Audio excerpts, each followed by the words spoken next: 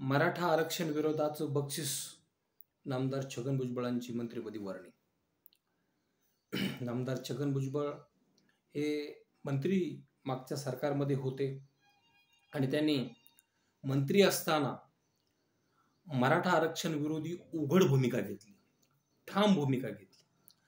आणि अशी उघड भूमिका घेतली की राज्य सरकार त्या निर्णयाप्रत आलं होतं. म्हणजे जवळजवळ मराठा समाजाला आरक्षण बहाल करणार होतं. मात्र छगन भुजबळांना पुढे करून राज्य सरकारनं त्या ठिकाणी मराठा समाजाचा घात करण्यात केलेला आहे. तो कसा ते आपण पाहू.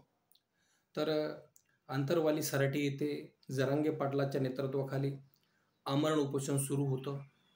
1 सप्टेंबर 2023 रोजी त्या ठिकाणी प्रचंड असा शांततेत बसलेल्या आंदोलकांना लाठीचार्ज करण्यात आला, डोके फोडण्यात आली, हातपाय मोडण्यात आली, अगदी बरगाड्यापर्यंत छातीच्या किंवा वेगवेगळ्या ते छर्री घुसले, त्या ठिकाणी रक्ताचे पाट वाहिले आणि याची प्रचंड चीड राज्यामध्ये निर्माण झाली. किंवा तुम्ही शांततेत बसलेल्या आंदोलकांना इतकं धोपटून काढताय याची चीड राज्यामध्ये प्रत्येक मराठा बांधवाला आली आणि सर्व मराठा समाज या ठिकाणी मोठ्या प्रमाणावर रस्त्यावर उतरला. काही ठिकाणी हिंसक आंदोलने झाली, तर काही ठिकाणी अतिशय चांगल्या पद्धतीची लोकशाही मार्गाची वेगवेगळ्या स्वरूपाची आंदोलनं त्या ठिकाणी झाली.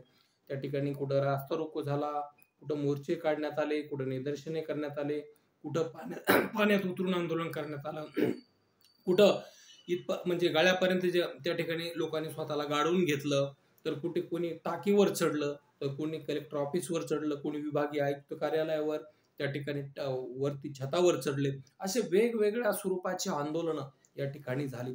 प्रचंड दबाव हा सरकारवर आला आणि सरकारनं त्या ठिकाणी आरक्षण देण्याचा जवळपास निर्णय घेतला होता. मात्र सरकारमधील चाणक्यांना युक्ती सुचली आणि भुजबळांना त्या ठिकाणी पुढे करण्यात आलं. भुजबळांनी काय केलं, सगळीकडचे सगळ्या पक्षाचे पडेल सडेल लोक गोळा केले आणि मोठ्या प्रमाणावर जिथं जरांगे पाटलाचं आंदोलन सुरू आहे त्याच तालुक्यात त्या ठिकाणी एल्गार सभेला सुरुवात केली आणि अतिशय प्रचंड गरळ त्यांनी सरकार विरोधात ओकली. सरकारनं स्थापन केलेल्या शिंदे समितीला त्यांनी बेकायदेशीर म्हटलं, तिच्यावर प्रचंड टीका केली. सरकारनं स्थापन केलेल्या न्यायमूर्तीच्या सल्लागार मंडळाला त्यांनी टीका केली. त्यांना देण्यात येणाऱ्या मानधनावर त्यांनी जाहीर सभेत आक्षेप घेतला. इतकंच नाही तर जी सरकारनं कॅबिनेट घेऊन ही समिती स्थापन केली होती, तर त्यांनी पत्रकार परिषद घेऊन पुण्यात सांगितलं की आता शिंदे समितीचं काम संपलेलं आहे, म्हणजे एकट्यानंच घोषित करून टाकलं.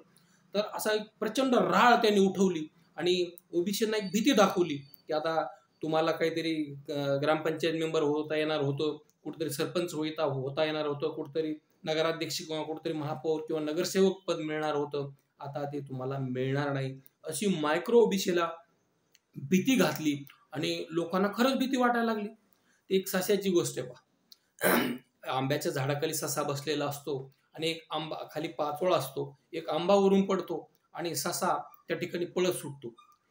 तो पळत सुटतो, त्याला काही प्राणी भेटतात, तो विचारतो की काय झालं, तो म्हणतो तिथं आकाश पडले पळा. मग दुसरे पक्षी गोळा होतात, ते त्याला विचारतात काय झालं, काम पळताय, ते म्हणतो तिथं आकाश पडले, आणि असे करून मग झुंडीनं त्या ठिकाणी ते पक्षी त्या ठिकाणी पळत असतात. अगदी तशाच पद्धतीने या ठिकाणी भुजबळांनी हा कावा या ठिकाणी साधलेला आहे आणि राज्यामध्ये प्रचंड मराठा विरोधाचं वातावरण त्या ठिकाणी तयार केलेलं आहे. आणि त्याची बक्षिसी म्हणून धनंजय मुंडे यांचं रिक्त झालेलं पद हे त्यांच्या पदरात पडलेलं आहे. कारण आता ते छाती बडू सांगणार आहेत की मी ओबीसी आरक्षण वाचवलेलं आहे, परंतु भावांनो, ओबीसी आरक्षण असा कुठलाही प्रकार नाही. मुळामध्ये मायक्रो ओबीसीला आरक्षण मिळालेलं नाही. आरक्षणाचं उपवर्गीकरण होणं हे अत्यंत आवश्यक आहे. आज त्या ठिकाणी मुंबईमध्ये मोठा मोर्चा मातंग समाजाचा निघणार आहे की एससी समाजाचं विभाजन करण्यात यावं, कारण काही जातीच या ठिकाणी आरक्षणाचा लाभ घेत आहे. तसं ओबीसीतल्या काही प्रबळ जातीनं 7-8 जातीनं सगळं आरक्षण बळकावलेलं आहे. आरक्षणाचं उपवर्गीकरण करावं आणि आरक्षण हा दुसरा कुठलाही प्रकार नाही. अनेक न्यायालयांनी निर्णय दिले, उच्च न्यायालयाने निर्णय दिलेले आहेत आणि अनेक प्रकरणामध्ये सर्वोच्च न्यायालयाने सांगितलंय आरक्षण मर्यादा 50% आत असावी. आणि आरक्षण हे 3च प्रकारचं आहे देशामध्ये. एक SC आहे, एक ST आहे आणि तिसरं OBC आहे. त्यालाच SCBC असं म्हणतात. परंतु मराठा समाजाला आरक्षण हे वेगळ्याच स्वरूपाचं दिलेलं आहे. बरं, ज्यांनी मराठा समाजाला राज्यात आरक्षण दिलं ते केंद्रात का देत नाहीत? राज्यात मराठा आरक्षणाला स्टे आहे का हो? म्हणजे ही फक्त धूर्त खेळी आहे. मराठा समाजाला शांत करण्याचा डाव होता आणि ते षडयंत्र भुजबळांनी सफल केलं. म्हणून भुजबळांना बक्षीस म्हणून या ठिकाणी ते देण्यात आलेलं आहे. कारण भुजबळ कधीही ओबीसीचे समर्थक नव्हते. ते फक्त ठराविक जातीचे आणि ठराविक लोकांचे समर्थक होते. परंतु दुर्दैव आहे महाराष्ट्रामध्ये की अशा लोकांना पुढे केलं जाते. अंजलीताई दमानिया यांनी भुजबळांचा जामीन अर्ज रद्द व्हावा म्हणून गेल्या 2.5 वर्षापासून त्या प्रयत्न करत आहेत. त्याची साधी हेअरिंग लागत नाही. अगदी 2-2 महिन्याच्या तारखा पडतात. म्हणजे किती गंभीर परिस्थिती या ठिकाणी आहे. आणि अशा लोकांना जे सरकार विरोधामध्ये गरळ ओकतात, इतकंच नाही, ते ज्या पक्षाचे आहेत त्या पक्षाचे कधीच झाले नाही. ते असं सांगतात की मी मंडल आयोगामुळं त्या ठिकाणी शिवसेना सोडली. हे दादांत खोटं आहे. शिवसेनेच्या एका ज्येष्ठ नेत्याच्या म्हणण्यानुसार त्यांना विरोधी पक्ष पद दिलं नाही. सन्माननीय हिंदू हृदय सम्राट बाळासाहेब ठाकरे यांनी ते पद मनोहर जोशींना दिलं आणि आपल्याला ते पद मिळालं नाही म्हणून ते बाहेर पडलेले आहेत. त्यांना कुठल्याही म्हणजे दलित बांधवाविषयी आत्मीयता नाही. कारण ज्यावेळेस ते मुंबईचे महापौर होते त्यावेळेस भारतरत्न डॉक्टर बाबासाहेब आंबेडकरांच्या एका पुस्तकावरून त्या ठिकाणी वादंग निर्माण झालं होतं आणि जवळपास 10 लाख दलित बांधवांनी मुंबईमध्ये मोर्चा काढला होता. हा मोर्चा हुतात्मा चौकापर्यंत आला. तिथं पोलिसांनी अडवला आणि तिथं त्याचा शेवट झाला.